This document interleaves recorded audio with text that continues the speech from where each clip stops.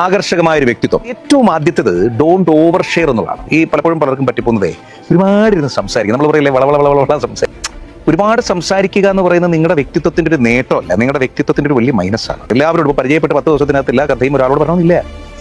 നിങ്ങളെപ്പോഴും നിഗൂഢതയ്ക്ക് ഒരു ഭംഗിയുണ്ട്. നമ്മുടെ ലൈഫിനെ കുറിച്ച് ഒരുപാട് നിഗൂഢമായിട്ടുള്ള എന്ന് വെച്ചാൽ പർപ്പസ്ഫുള്ളി നമ്മൾ നിഗൂഢമാക്കി വയ്ക്കണമെന്നില്ല, ഓവർ ഷെയർ ചെയ്യാതിരുന്നാൽ മതി. 2, സ്ഥായി ഭാവം ശാന്തതയായിരിക്കണം.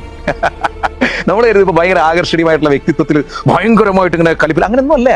എപ്പോഴും നമുക്കൊരു വ്യക്തിത്വത്തിന് ആകർഷണീയമായിട്ട് തോന്നുന്നത് ആ വ്യക്തി ഭയങ്കര ഏത് സാഹചര്യത്തിലും ഭയങ്കര ശാന്തമായിട്ട് നിലകൊള്ളുമ്പോഴാണ്. നമുക്ക് സമാധാനവും സന്തോഷവുമാണുള്ളത് എന്നതായിരിക്കണം നമ്മുടെ വ്യക്തിത്വത്തിന്റെ അടിത്തറ. എല്ലാ സാഹചര്യത്തിലും നമ്മൾ അതിനെ ചിരിച്ചുകൊണ്ട് നേരിടാൻ തക്കതായിട്ട് നമ്മൾ തന്നെ നമ്മളെ പരിശീലിപ്പിക്കണം. 3ാമത്തത്, നമ്മളൊരു സാഹചര്യത്തിൽ നമ്മുടെ ശബ്ദം ഉയരുക എന്നുള്ളതല്ല നമ്മുടെ വ്യക്തിത്വത്തിനെ തിളക്കമാർന്നാക്കുന്നത്, അതിന്റെ ആഴം കൂടുതലാണ്.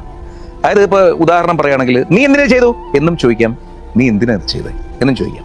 ആ 2ാമത്തെ ചോദ്യത്തിന്റെ ആഴമില്ലേ, അതായിരിക്കും കൂടുതലായിട്ട് ഓപ്പോസിറ്റ് നിൽക്കുന്ന ആളുടെ ഉള്ളിലേക്ക് ചെന്നെത്തുക. ആഴത്തിൽ സംസാരിക്കാൻ പഠിക്കണം. ശബ്ദം താഴ്ത്തി തന്നെ മതി, പക്ഷെ ചോദിക്കുന്നത് കുറിക്ക് കൊള്ളണം എന്ന് പറയും.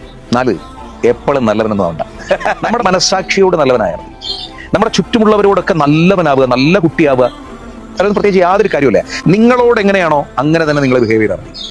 തെറ്റായ വഴിയാണ് പോകുന്നത് എന്ന് നിങ്ങളുടെ ഉള്ളിൽ തോന്നുകയാണ് നിങ്ങൾ പോകരുത്. നമ്മുടെ മനസ്സാക്ഷിക്ക് ശരി എന്ന് തോന്നുന്ന വഴിയെ വേണം നമ്മൾ നടക്കാൻ. Move slower. അത് പതിയെ മതി, പക്ഷെ അത് കൺസിസ്റ്റന്റ് ആയിട്ട് വേണം. നിങ്ങളുടെ വ്യക്തിത്വം നിങ്ങൾ ക്യാരി ചെയ്യണം. നിങ്ങളുടെ ഉള്ളിൽ നിങ്ങളില്ലേ, ആ നിങ്ങളെ നിങ്ങൾ തിളക്കമായി കൊണ്ടുവരണം.